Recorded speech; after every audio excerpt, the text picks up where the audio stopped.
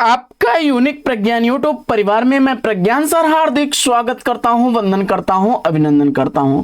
प्यारे साथियों, जैसा कि आपको विदित है कि हम लोग सरस्वती पांडे गोविंद पांडे की पुस्तक से हिंदी साहित्य का वस्तुनिष्ठ अध्ययन कर रहे हैं और हिंदी साहित्य के इस वस्तुनिष्ठ अध्ययन श्रृंखला में हम लोगों ने द्विवेदी काल तक का अध्ययन कर लिया था और आगे की पाठचर्या आज कंटिन्यू करने वाले हैं छायावाद से। तो साथियों, आज की इस पाठचर्या को प्रारंभ करें इससे पूर्व अगर वीडियो को पहली बार देख रहे हैं तो चैनल पर नए हैं तो कृपया चैनल को सब्सक्राइब, वीडियो को लाइक और शेयर करना बिल्कुल ना भूलें। तो बिना समय गंवाए साथियों, प्रारंभ करेंगे आज की यह पाठचर्या और देखते हैं आज की पाठचर्या में हम लोग क्या पढ़ने वाले हैं। तो आज हम लोग छायावाद से संबंधित अध्ययन करने वाले हैं। छायावाद का समय काल 1918 से 1936 ईस्वी तक है और हिंदी में सर्वप्रथम पंडित मुकुटधर पांडे ने जबलपुर से प्रकाशित पत्रिका जो सन 1920 ईस्वी में हिंदी में छायावाद शीर्षक से 4 किस्तों में एक लेख प्रकाशित करवाया और इसी लेख के आधार पर मुकुटधर पांडे जी को छायावाद शब्द का प्रथम प्रयोक्ता स्वीकार किया जाता है। छायावाद के प्रमुख स्तंभों में प्रसाद पंत निराला वर्मा विशेष उल्लेखनीय हैं और इनसे अक्सर प्रश्न आते हैं साथियों। तो यह पाठचर्या आपके लिए काफी महत्वपूर्ण और जबरदस्त होने वाली है। तो पाठचर्या में लगातार बने रहिए आप और बढ़ते हैं आगे, देखते हैं। सन 1920 ईस्वी में सुशील कुमार ने सरस्वती में हिंदी में छायावाद शीर्षक से एक संवादात्मक लेख प्रकाशित करवाया। इस संवाद में 4 लोगों ने भाग लिया था। सुशीला देवी, हरकिशोर बाबू, चित्रकार राम नरेश जोशी तथा सुमित्रानंदन पंत जी ने। आइए साथियों, बढ़ते हैं आगे और छायावाद की कुछ प्रमुख परिभाषाओं को देख लेते हैं। आचार्य शुक्ल जी क्या लिखते हैं। छायावाद शब्द का प्रयोग 2 अर्थों में समझना चाहिए। ध्यान दीजिएगा, शुक्ल जी ने छायावाद के संदर्भ में कहा है कि छायावाद शब्द का जो प्रयोग हुआ है वो 2 अर्थों में है। एक अर्थ तो क्या है, रहस्यवाद के अर्थ में, जहां इसका संबंध काव्य वस्तु से है, अर्थात जहां कवि उस अनंत और अज्ञात प्रियतम को आलंबन मानकर अत्यंत चित्रमयी भाषा में प्रेम की अनेक प्रकार से व्यंजना करता है। वहीं छायावाद शब्द का दूसरा प्रयोग काव्य शैली या पद्धति विशेष के व्यापक अर्थ में है। आइए बढ़ते हैं आगे और देखते हैं नंद दुलारे वाजपेयी जी को। तो नंद दुलारे वाजपेयी जी का है कि मानव अथवा प्रकृति के सूक्ष्म किंतु व्यक्त सौंदर्य में आध्यात्मिक छाया का भान मेरे विचार से छायावाद की सर्वमान्य व्याख्या हो सकती है। आगे जयशंकर प्रसाद जी क्या लिखते हैं छायावाद के संदर्भ में कि जब वेदना के आधार पर स्वानुभूतिमयी अभिव्यक्ति होने लगी तब हिंदी में उसे छायावाद नाम से अभिहित किया गया। ध्वन्यात्मकता, लाक्षणिकता, सौंदर्यमय प्रतीक विधान तथा उपचार वक्रता के साथ स्वानुभूति की विवृत छायावाद की विशेषताएं हैं। आगे महादेवी वर्मा जी लिखती हैं छायावाद के संदर्भ में कि छायावाद तत्वतः प्रकृति के बीच जीवन का उद्गीत है। उसका मूल दर्शन सर्वात्मवाद है। और डॉक्टर नगेंद्र क्या लिखते हैं छायावाद के संदर्भ में, छायावाद स्थूल के प्रति सूक्ष्म का विद्रोह है। छायावाद स्थूल के प्रति सूक्ष्म का विद्रोह है। वह एक विशेष प्रकार की भाव पद्धति है और जीवन के प्रति विशेष प्रकार का भावनात्मक दृष्टिकोण। ठीक इसके विपरीत रामविलास शर्मा जी क्या लिखते हैं, छायावाद स्थूल के प्रति सूक्ष्म का विद्रोह नहीं रहा वरन थोथी नैतिकता, रूढ़िवाद, सामंती साम्राज्यवादी बंधनों के प्रति विद्रोह रहा है। परंतु यह विद्रोह मध्य वर्ग के तत्वाधान में हुआ था, इसलिए उसके साथ मध्यवर्गीय असंगति, पराजय और पलायन की भावना भी जुड़ी हुई है। आगे नामवर सिंह लिखते हैं छायावाद के संदर्भ में कि छायावाद उस राष्ट्र जागरण की अभिव्यक्ति है जो अपनी एक ओर पुरानी रूढ़ियों से मुक्ति चाहता था और दूसरी ओर विदेशी पराधीनता से। छायावाद के संदर्भ में डॉक्टर रामस्वरूप चतुर्वेदी जी क्या लिखते हैं? वे लिखते हैं कि वह यानी छायावाद मूलतः शक्ति काव्य है। यानी छायावाद को मूलतः शक्ति काव्य किसने माना है? डॉक्टर रामस्वरूप चतुर्वेदी जी ने। यहां से प्रश्न आता है आपका, याद रखिएगा। पुनर्जागरण चेतना का व्यापक और सूक्ष्म रूप है और अपनी अर्थ प्रक्रिया में मानव व्यक्तित्व के गहरे स्तरों पर समृद्ध करता है। छायावाद के प्रवर्तक और प्रशोषता देख लेते हैं हम लोग। तो आचार्य शुक्ल जी ने मैथिली शरण गुप्त और मुकुटधर पांडे को छायावाद का प्रवर्तक माना, तो वहीं नंद दुलारे वाजपेयी जी ने सुमित्रा नंदन पंत को छायावाद का प्रवर्तक माना है, जबकि प्रभाकर माचवे ने माखनलाल चतुर्वेदी को तथा ईलाचंद्र जोशी व अन्य विद्वान जयशंकर प्रसाद को छायावाद का प्रवर्तक मानते हैं। आगे, छायावाद के कवि चतुष्टय में जयशंकर प्रसाद, सुमित्रा नंदन पंत, सूर्यकांत त्रिपाठी निराला और महादेवी वर्मा आते हैं। वहीं छायावाद की बृहत्त्रयी में जयशंकर प्रसाद, सुमित्रा नंदन पंत और सूर्यकांत त्रिपाठी निराला आते हैं। जयशंकर प्रसाद को ब्रह्मा, सुमित्रा नंदन पंत को विष्णु और निराला जी को महेश की संज्ञा दी गई है। छायावाद की अगर लघुत्रयी की चर्चा की जाए तो उसमें महादेवी वर्मा, राम कुमार वर्मा और भगवती चरण वर्मा आते हैं। इन्हें वर्मात्रयी के नाम से भी जाना जाता है। वर्मात्रयी के नाम से भी जाना जाता है। आगे पढ़ते हैं हम लोग जयशंकर प्रसाद को। जयशंकर प्रसाद के माता पिता का नाम देवी प्रसाद और मुन्नी देवी था। इनका जन्म 1889 ईस्वी, मृत्यु 1937 ईस्वी में हुई थी। गुरु इनके मोहिनी लाल थे और बचपन का नाम इनका जो है झारखंडी था तथा कलाधर उपनाम से कविताएं किया करते थे। जयशंकर प्रसाद की महत्वपूर्ण काव्य कृतियां देख लेते हैं हम लोग। जयशंकर प्रसाद की महत्वपूर्ण काव्य कृतियों में 1909 ईस्वी की उर्वशी, 1909 ईस्वी में ही वन मिलन और 1909 ईस्वी की ही रचना प्रेमराज है। अयोध्या का उद्धार 1910 ईस्वी, शोकोच्छ्वास 1910 ईस्वी, वभ्रुवाहन 1911 ईस्वी, कानन कुसुम 1913 ईस्वी की, प्रेम पथिक रचना 1914 ईस्वी, महाराणा का महत्व 1914 ईस्वी, चित्राधार 1918 ईस्वी, झरना 1918 ईस्वी, आंसू 1925 ईस्वी, लहर 1933 ईस्वी और कामायनी 1935 ईस्वी की प्रकाशित रचनाएं हैं। जयशंकर प्रसाद की पहली कविता सावन पंचक सन 1906 ईस्वी में भारतेंदु पत्रिका में कलाधर उपनाम से प्रकाशित हुई थी।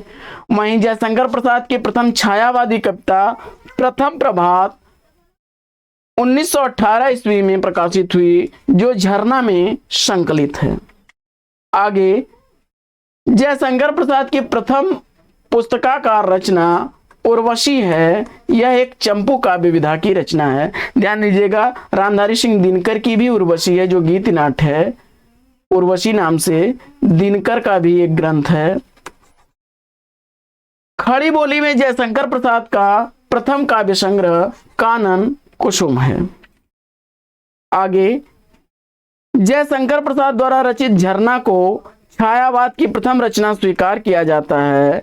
इसको छायावाद की प्रथम प्रयोगशाला भी कहा जाता है। यानी प्रश्न आपसे पूछा जा सकता है कि जयशंकर प्रसाद की छायावाद की प्रथम प्रयोगशाला कविता किस कविता को कहा जाता है, तो जवाब हो जाएगा झरना। इनकी पहली रचना जो है झरना छायावाद की प्रथम प्रयोगशाला भी कही जाती है। आगे जयशंकर प्रसाद द्वारा लिखा गया आंसू 133 छंदों का विरह प्रधान स्मृति काव्य है और हिंदी का मेघदूत भी आंसू को कहा जाता है। जयशंकर प्रसाद द्वारा लिखा गया चित्राधार में इनकी ब्रज भाषा में रचित कविताएं संकलित हैं।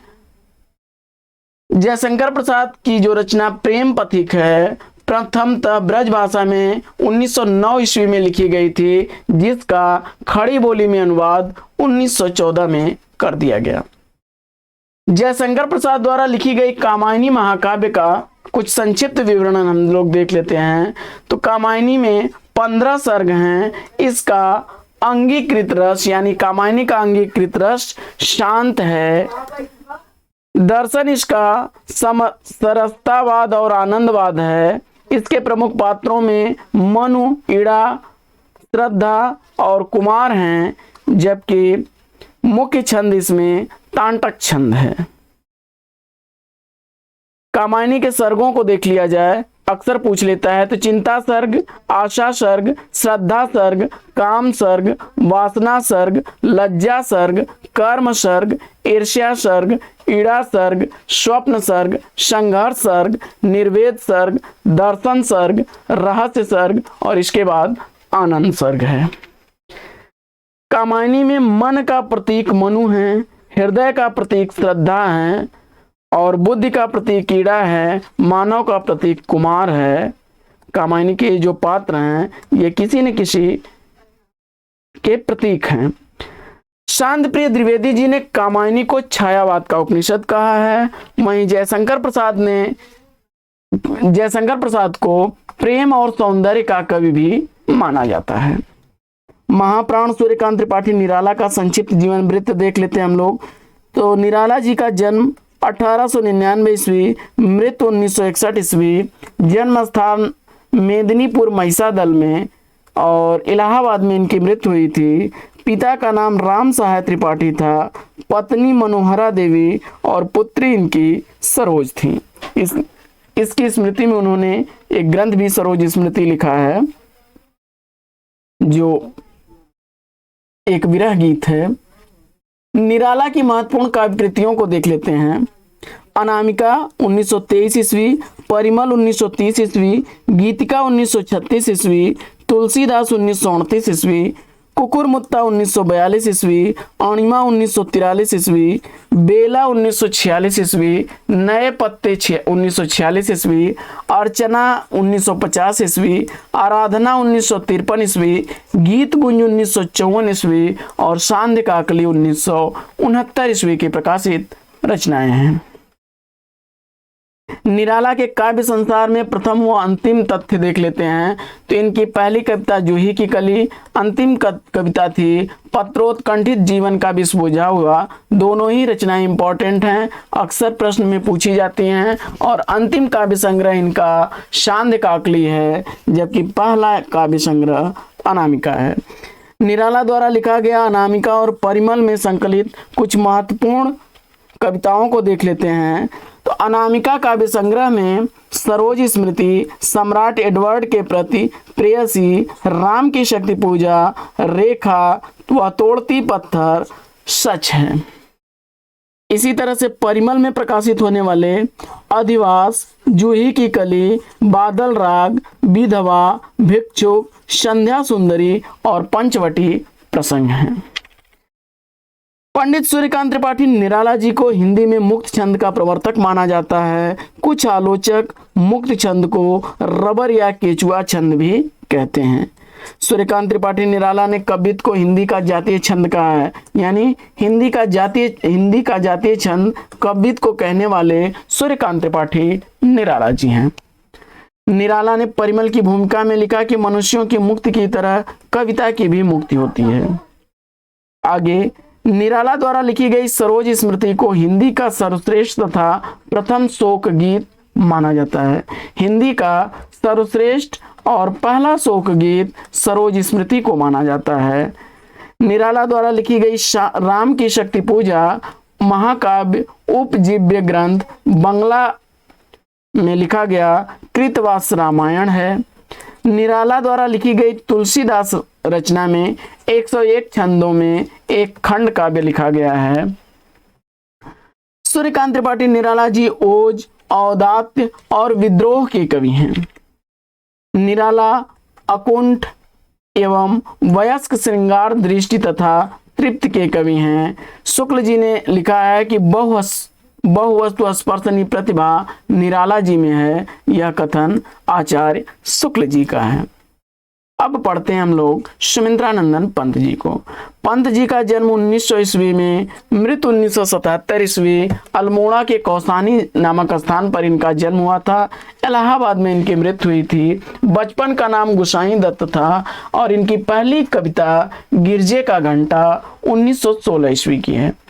सुमित्रानंदन पंत के काव्य को विद्वानों ने 4 श्रेणियों में बांटा है। इनका काव्य जो है छायावादी काव्य, प्रगतिवादी काव्य, अंतःचेतनावादी काव्य और नव मानवतावादी, इन 4 खंडों में विभक्त है इनका काव्य।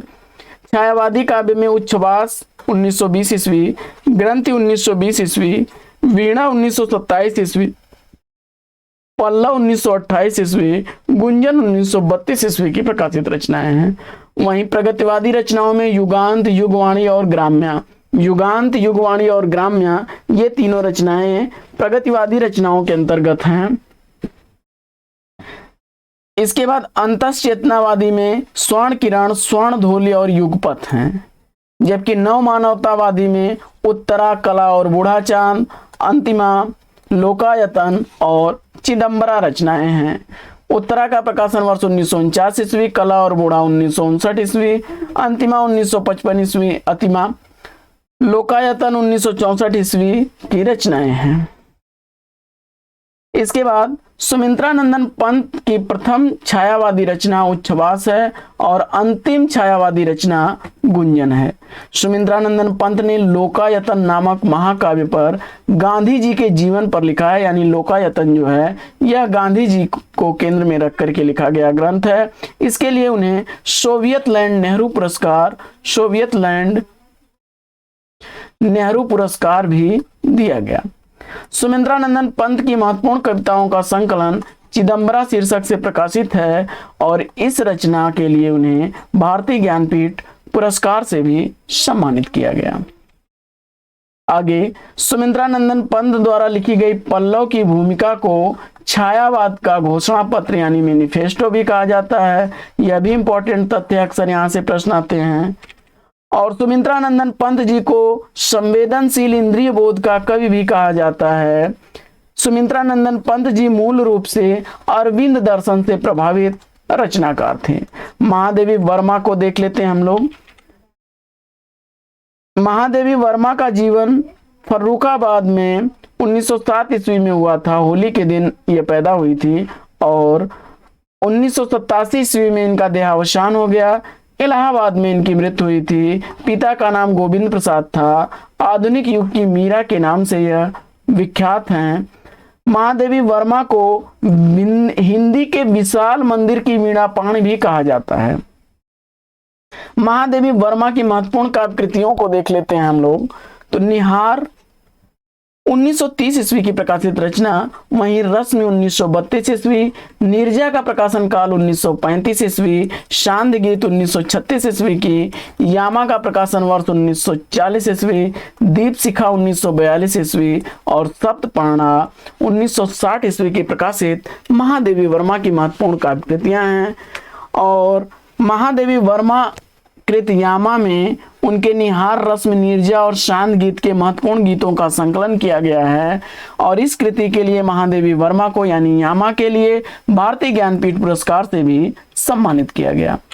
महादेवी वर्मा द्वारा लिखी गई सप्तपर्णा में ऋग्वेद के मंत्रों का हिंदी काव्यानुवाद संकलित है।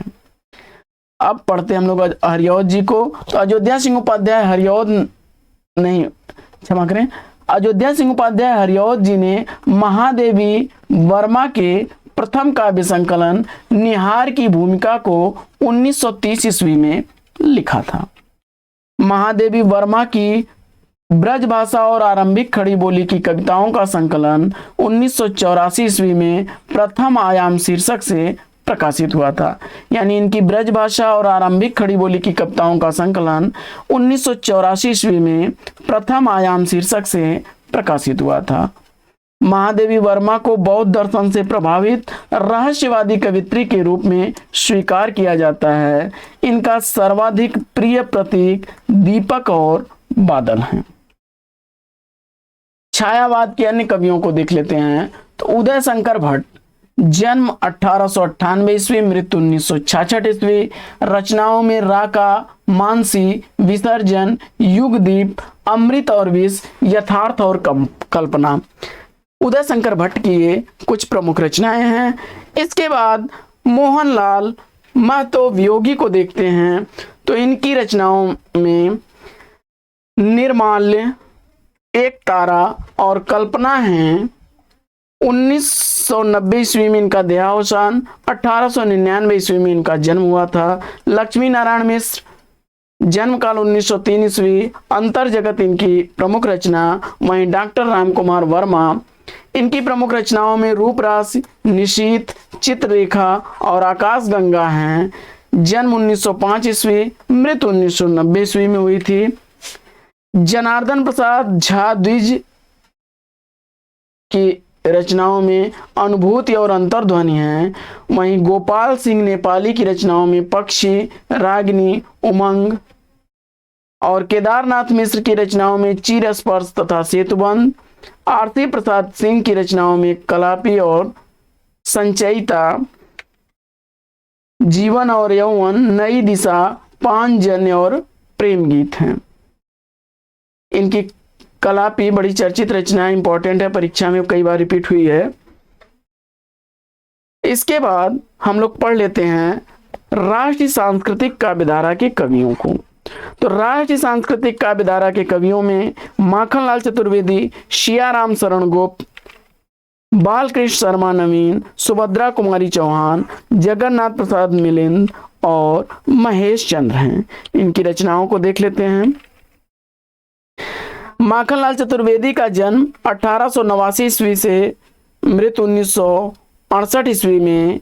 हिमकिरीटनी, हिमतरंगिणी, माता, समर्पण, ये इनकी प्रमुख रचनाएं हैं। हिमकिरीटनी 1943 ईस्वी, हिमतरंगिणी 1949 ईस्वी, माता 1951 ईस्वी, समर्पण 1956 ईस्वी की प्रकाशित रचनाएं हैं।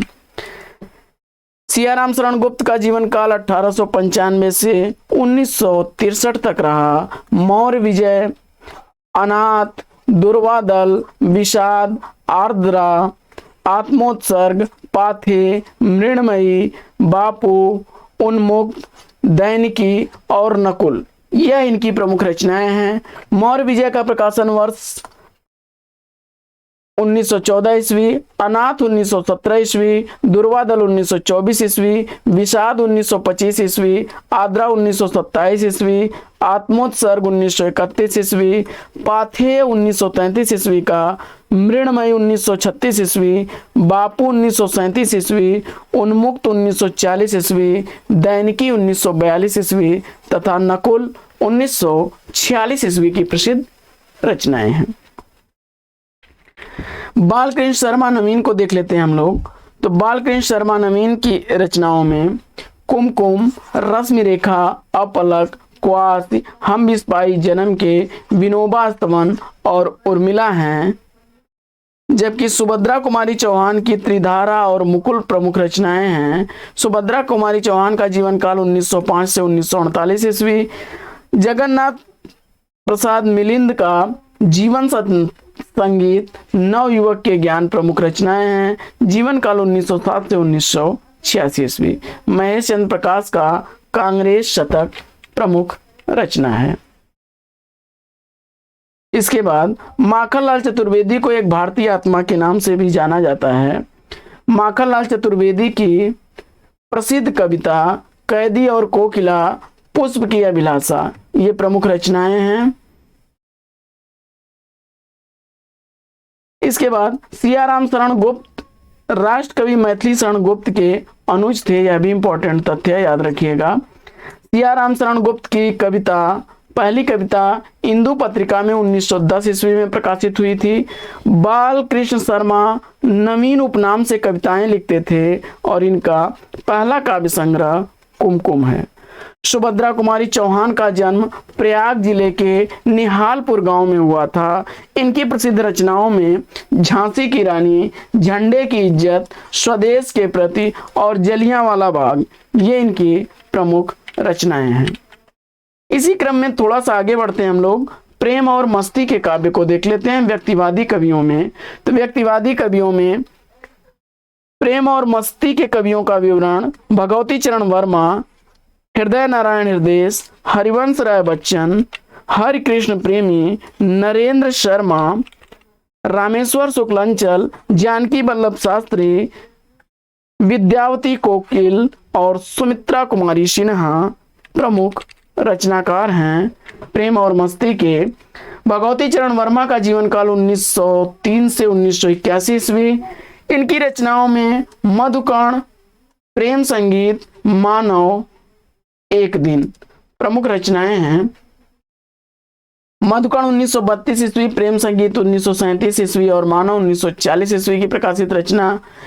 हृदय नारायण हृदय की रचनाओं में स्फुट गीत हैं। वहीं हरिवंश राय बच्चन की रचनाओं में मधुशाला, मधुबाला 1935 ईस्वी में प्रकाशित रचना है मधुशाला, 1936 ईस्वी में मधुबाला और मधुकलश 1937 ईस्वी, निशा निमंत्रण 1938 ईस्वी, एकांत संगीत 1939 ईस्वी, आकुल अंतर 1943 ईस्वी, सतरंगनी 1945 ईस्वी, बंगाल का काल 1946 ईस्वी, हलाहल 1946 ईस्वी, मिलन यामिनी 1950 ईस्वी की रचनाएं हैं। खादी के फूल 1948 ईस्वी की रचना है।